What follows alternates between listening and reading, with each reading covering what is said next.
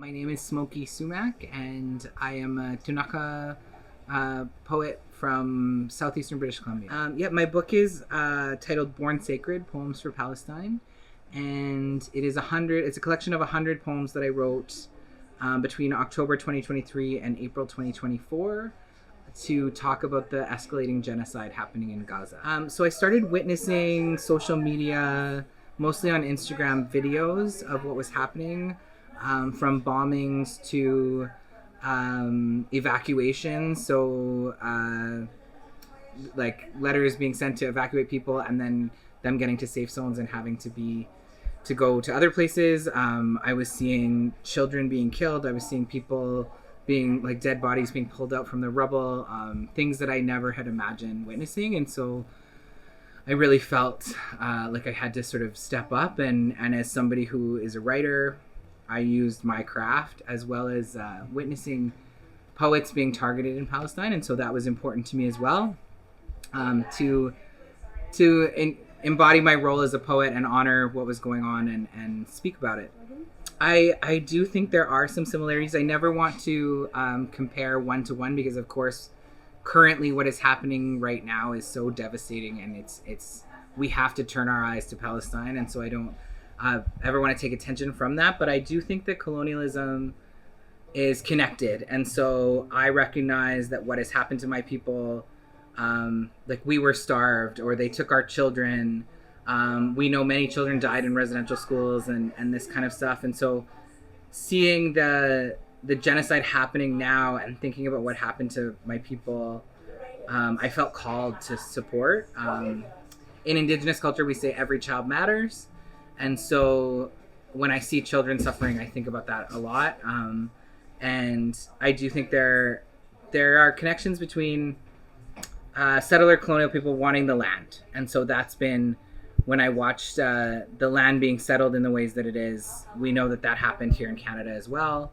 And, you know, Indigenous people were put onto reserves to put the railroad through. We are now seeing sort of settlements happening in Gaza, and our reserves got smaller and smaller, and we're seeing those spaces in Palestine get smaller and smaller. So I see those connections and links.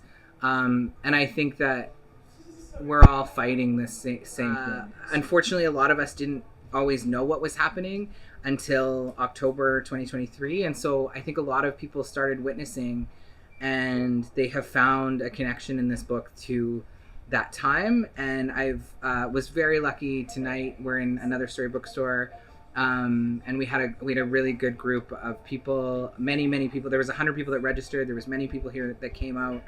And so that's been a gift for me to connect, as difficult as everything is, to make those connections where people are active in the movement. Well, I think that every action is important.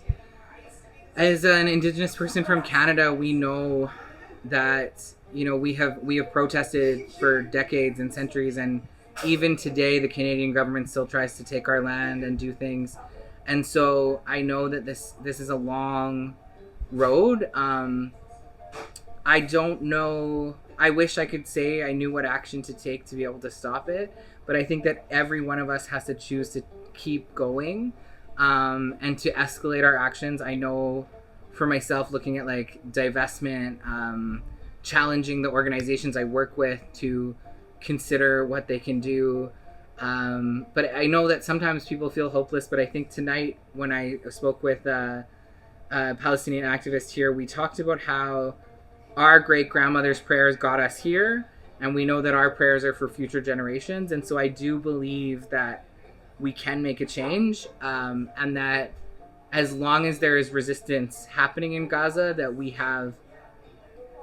don't have a right to our own hopelessness. We have to continue to fight. Everyone has to make a choice of what their actions can be.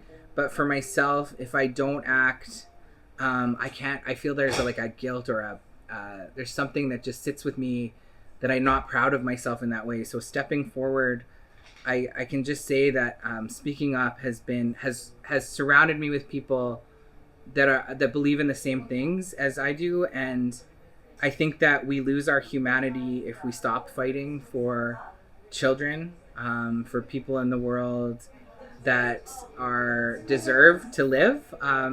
Palestinians deserve a life, and Indigenous people deserve a life. We deserve to grow old, and so I think being able to speak up, it's time. There's you can't witness what is happening and not say something. So I know it can be scary, but I have met more friends and more community from speaking up than I had before when I didn't know as much.